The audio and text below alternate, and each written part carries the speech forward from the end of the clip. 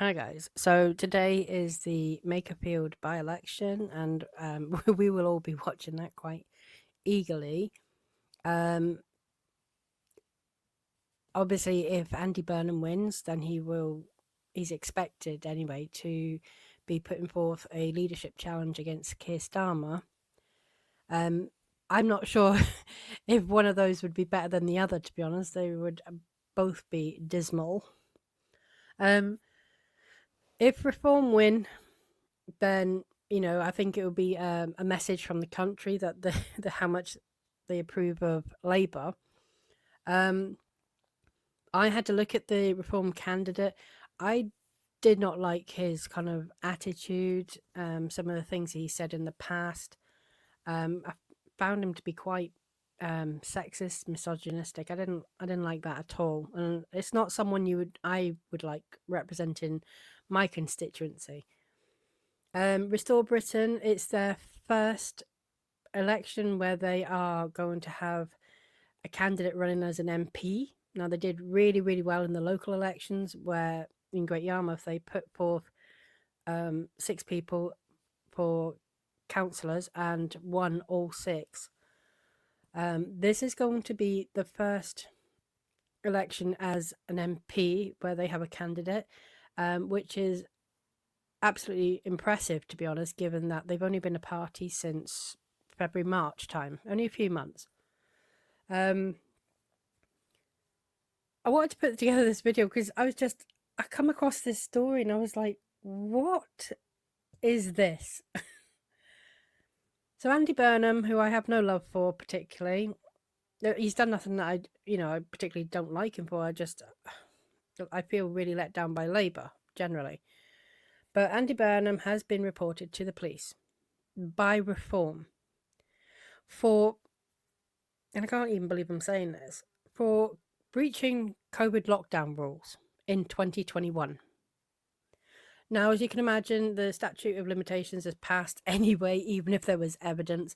But he was reported on Sunday, and then yesterday the police were like, yeah, there's nothing to see here. We're not investigating this. It's not a police matter.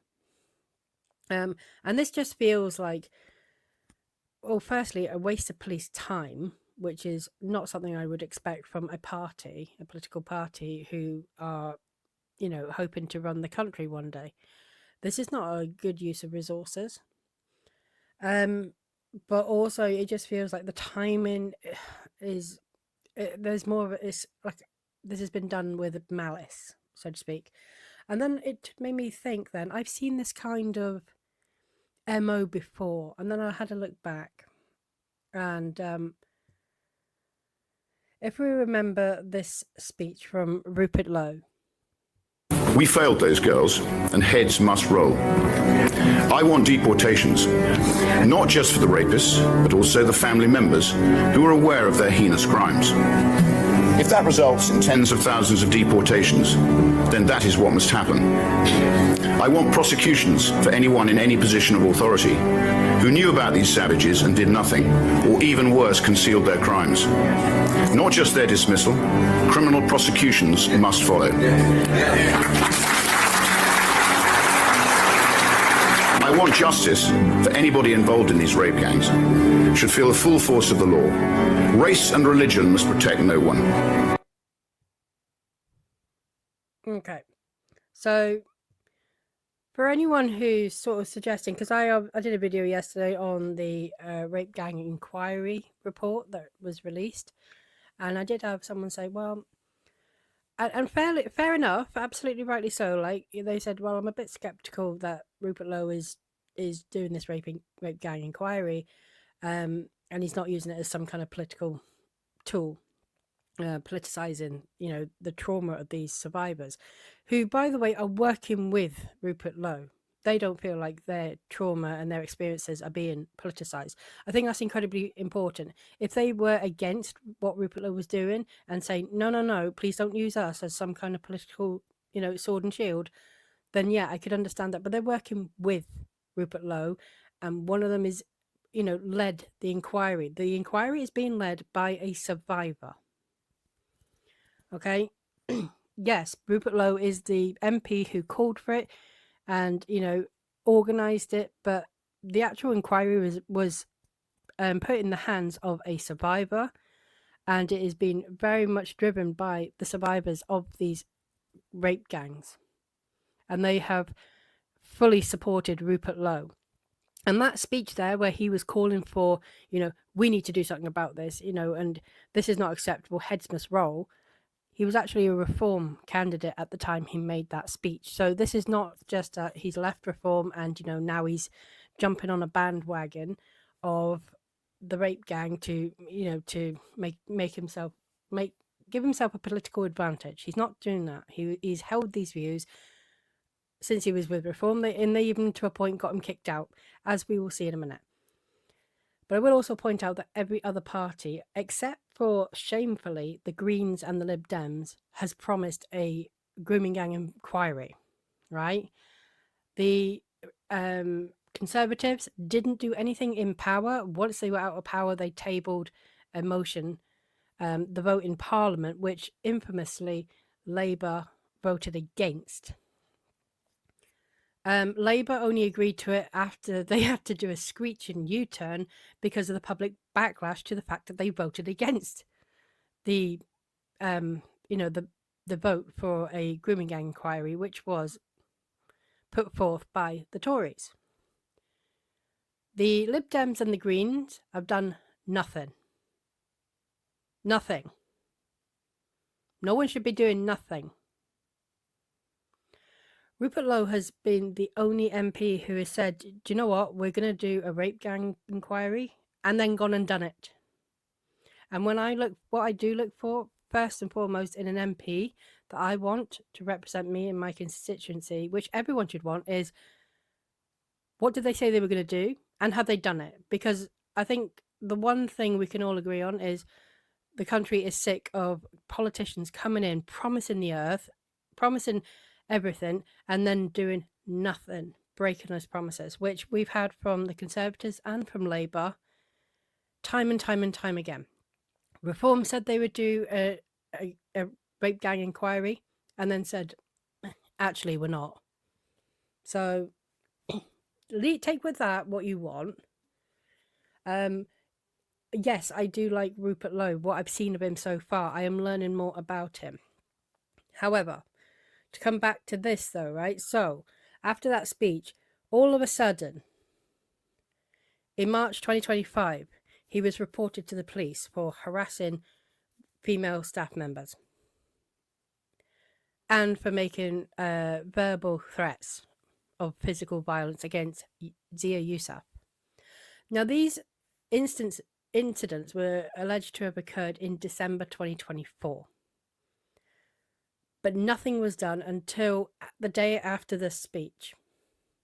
The day after there was some critique of Nigel Farage's leadership. And then suddenly, 4 months later, it needed a referral to the police, which is just the height of ridiculousness. Because, verbal altercations are hard enough for the police to prove, as it is, but the further away you get from the time it actually happened, it just becomes harder and harder. And then you've got to question, well, the motive. Well, why now? So he was referred to the police. The police looked into it and then said, he will not be facing any charges over these alleged threats. There's no evidence. There was no evidence. He always denied that he'd ever done that. I mean, can you see? He even made the point, I'm a 67-year-old man. Am I really going to threaten to physically assault Zia Yousaf, a man half my age? And then we had Nigel Farage himself then come and say, he did a speech where he gave the real reasons of why he removed Rupert Lowe from the party. And it's worth a listen. But you see, when he stood up and said that we've got to consider the mass deportation of entire communities, including those born in the United Kingdom, that just moves way beyond a point of reasonableness, of decency, of morality. And that was the moment at which, I realised we just had to get rid of him and get rid of him as quickly as we could. And I think in terms of the way we dealt with that, we were probably more brutal than the other parties. But you know what? That's the way it's going to be. Thank you. The way we dealt with that was more brutal than other parties. Yeah, he made a false report to the police.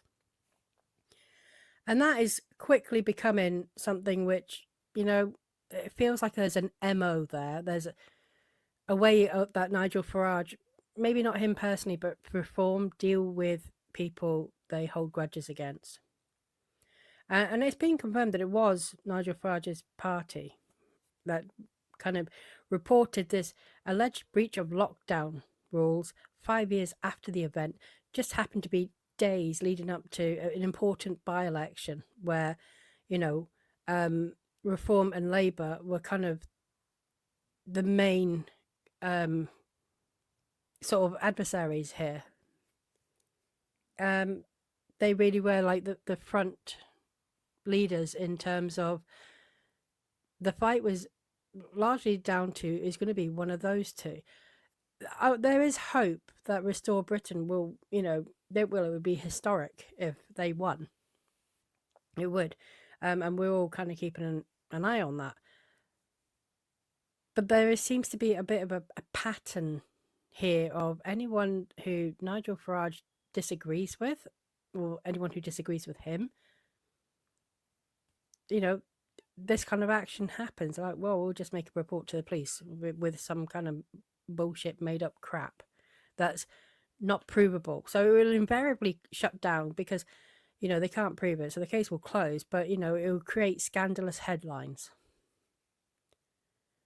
And I think Dan Wootton summed it up. Reform UK has reported Andy Burnham to the cops for a lockdown breach in June 2021.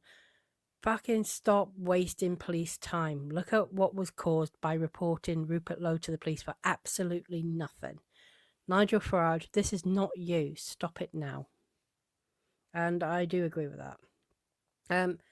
Just while I'm also just going through the news in terms of political stuff that's going on, this is just absolutely... I'm getting really so pissed off with this. I don't particularly consider myself, hard right or hard left in particular. I believe in certain sets of policies, which don't fit into a one-size-all-fits-all box. But this, I'm so sick of this, right? I actually love the Union Jack flag, and I'm very proud of it. And I don't think that any flag should cause offence to anyone. That's just ridiculous. And we have seen all kinds of flags flying in this country. Not just for other countries like Palestine and Ukraine, for causes as well, for the LGBTQ flag. There's been all kinds of stuff. And I always thought that, when we keep being told we're tolerant with blah, blah, blah. And yeah, I always thought we were, and, we could accommodate all kinds of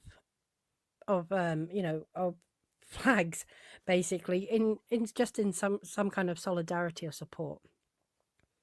But we've actually got a Lib Dem run council, which is going to court to try and ban our own Union Jack flag because people are finding it intimidating. Now, allegedly, these are the people. I don't know why people would find it intimidating. For a start, if you come to the country, I'm assuming we're not talking about our own natives. If you're coming to the country, that okay, but you have to accept the country's flag and values. That's kind of important. And I mean, who is asking for this? Why are we going to court to quite literally ban our own flag? I feel like there are more important things in the world, for a start, that we could be spending time and money on. But, I mean, how much does a country have to hate itself for people in power to be going off and doing this and making this an issue, so much so that they're going to get a court order on it and make it illegal to fly your own fucking flag. And this is why people are getting pissed off. This is why people are flocking to political parties like Restore Britain, because this is just nonsense. I'm going to come down off my soapbox now.